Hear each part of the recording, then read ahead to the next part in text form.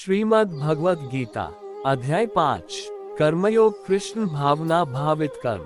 अर्जुन ने कहा, हे कृष्ण, पहले आप मुझसे कर्म त्यागने के लिए कहते हैं और फिर भक्ति पूर्वक कर्म करने का आदेश देते हैं।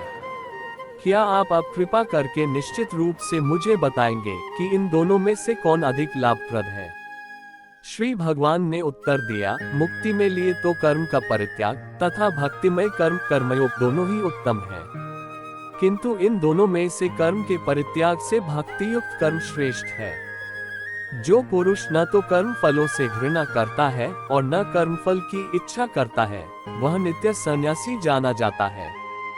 हे महाबाहु अर्जुन, ऐसा मनुष्य समस्त द्वंद्वों से रहित होकर भव बंधन को पार कर पुनर्तः मुक्त हो जाता है। अज्ञानी ही भक्ति कर्मयोग को भौतिक जगत के विश्लेषणात्मक अध्ययन सांख्य से भिन्न कहते हैं। जो वस्तुतः ज्ञानी है, वे कहते हैं कि जो इनमें से किसी एक मार्ग का भली भांति अनुसरण करता है, वह दोनों के फल प्राप्त कर लेता है। जो ये जानता है कि विश्लेषणात्मक अध्ययन सांख्य द्वारा प्राप्त स्थान भक्ति द्वारा भी प्राप्त किया जा सकता है, और इस तरह जो सांख्य योग तथा भक्ति योग को एक समान देखता है, वही वस्तुओं को यथारूप में देखता है। भक्ति में लगे बिना केवल समस्त कर्मों का परित्याग करने से कोई सुखी नहीं बन सकता, परंतु भक्ति में लगा हुआ विचारवान व्यक्ति शीघ्र ही परमेश्वर को प्राप्त कर लेता है। जो भक्ति भाव में कर्म करता है, जो विशुद्ध आत्मा है और अपने मन तथा इंद्रियों को वश में रखता है, वो सबों को प्रिय होता है और सभी लोग उसे प्रिय होते हैं। ऐसा व्यक्ति कर्म करता हुआ भी कभी नहीं बनता। दिव्य भावनामृत युक्त पुरुष देखते, सुनते, स्पर्श करते, सूंघते, खाते, चलते फिरते, सोते तथा श्वास लेते हुए भी अपने अंतर में सदैव यही जानता रहता है कि वास्तव में वह कुछ भी नहीं करता। बोलते, त्यागते, ग्रहण करते या आंखें खोलते बंद करते हुए भी वह ये जानता रहता है कि भौतिक इंद्रियां अपने अपने विषयों में प्रवृत्त है और वह इन सब से पृथक है। जो व्यक्ति कर्म फलों को परमेश्वर को समर्पित करके आसक्ति रहित होकर अपना कर्म करता है, वह पाप कर्मों से उसी प्रकार अप्रभावित रहता है जिस प्रकार कमल पत्र जल से स्पर्श रहता है।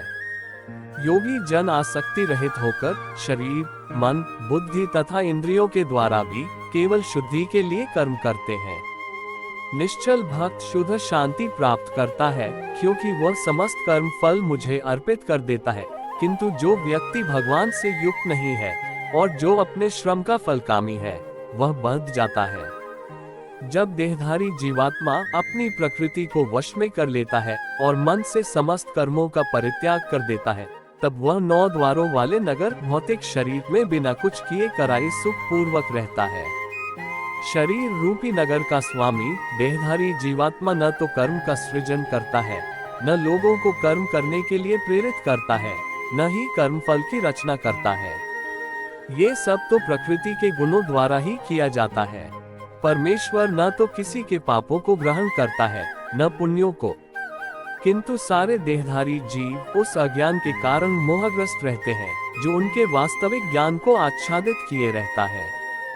किंतु जब कोई उस ज्ञान से प्रबुद्ध होता है जिससे अविद्या का विनाश होता है, तो उसके ज्ञान से सब कुछ उसी तरह प्रकट हो जाता है जैसे दिन में सूर्य से सारी वस्तुएं प्रकाशित हो जाती हैं। जब मनुष्य की बुद्धि, मन, श्रद्धा तथा शरण सब कुछ भगवान में स्थिर हो जाते हैं, तभी वह पूर्ण ज्ञान द्वारा समस्त कल्मश से शुद्ध होता है और मुक्ति के पथ पर अग्रसर होता है। विनम्र साधु पुरुष अपने वास्तविक ज्ञान के कारण एक विद्वान तथा विनीत ब्राह्मण, गाय, हाथी, कुत्ता तथा चांडाल को समान दृष्टि संभाव से देखते हैं।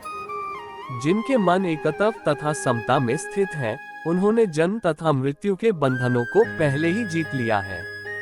वे ब्रह्म के समान निर्दोष हैं और सदा ब्रह्म में ही स्थित रहते हैं। जो न तो प्रिय वस्तु को पाकर हर्षित होता है और न अप्रिय को पाकर विचलित होता है, जो स्थिर बुद्धि है, जो मोह रहित और भगवत विद्या को जानने वाला है, वह पहले से ही ब्रह्म में स्थित रहता है।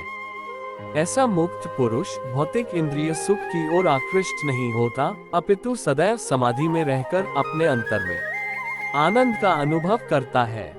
इस प्रकार स्वरूप सिद्ध व्यक्ति परब्रह्म में एकाग्रचित होने के कारण असीम सुख भोगता है। बुद्धिमान मनुष्य दुख के कारणों में भाग नहीं लेता, जो कि भौतिक इंद्रियों के संसर्ग से उत्पन्न होते हैं। हे कुंती पुत्र, ऐसे भोगों का आदि तथा अंत होता है, अतः चतुर व्यक्ति उनमें आनंद नहीं लेता। यदि इस शरीर को त्यागने के पूर्व कोई मनुष्य इंद्रियों के वेगों को सहन करने तथा इच्छा एवं क्रोध के वेग को रोकने में समर्थ होता है, तो वह इस संसार में सुखी रह सकता है। जो अंतःकरण में सुख का अनुभव करता है, जो कर्मठ है और अंतःकरण में ही रमण करता है तथा जिसका लक्ष्य अंतर्मुखी होता है, वह सचमुच पूर्ण योगी है। वह परब्रह्म में मुक्त पाता है और अंततो गत्वा ब्रह्म को प्राप्त होता है। जो लोग संशय से उत्पन्न होने वाले द्वैत से परे हैं, जिनके मन आत्म साक्षात्कार में रत हैं, जो समस्त जीवों के कल्याण कार्य करने में सदैव व्यस्त रहते हैं और जो समस्त पापों से रहित हैं, वे ब्रह्मनिर्वाण मुक्ति को प्राप्त होते हैं। जो क्रोध तथा समस्त भौतिक इच्छाओं से रहित है, जो स्वरूप सिद्ध आत्म संयमी है और संसिद्धि के लिए निरंतर प्रयास करते हैं, उनकी मुक्ति निकट भविष्य में सुनिश्चित है। समस्त इंद्रिय विषयों को बाहर करके दृष्टि को भवों के मध्य में केंद्रित करके प्राण तथा अपान वायु को नथुनों के भीतर रोककर और इस तरह मन, इंद्रियों तथा बुद्धि को वश में करके जो मोक्ष को लक्ष्य बनाता है, वह योगी इच्छा, भय तथा क्रोध से रहित हो जाता है। जो निरंतर इस अवस्था में रहता है, वह अवश्य ही मुक्त है। मुझे समस्त यज्ञों तथा तपस्याओं का परम भोक्ता, समस्त लोकों तथा देवताओं का परमेश्वर एवं समस्त जीवों का उपकारी एवं हितैषी जानकर मेरे भावनामृत से पूर्ण पुरुष भौतिक दुखों से शांति लाभ करता है। इस प्रकार श्रीमद् भगवद गीता के 5वें अध्याय कर्म योग कृष्ण भावना भावित कर्म का तात्पर्य पूर्ण हुआ।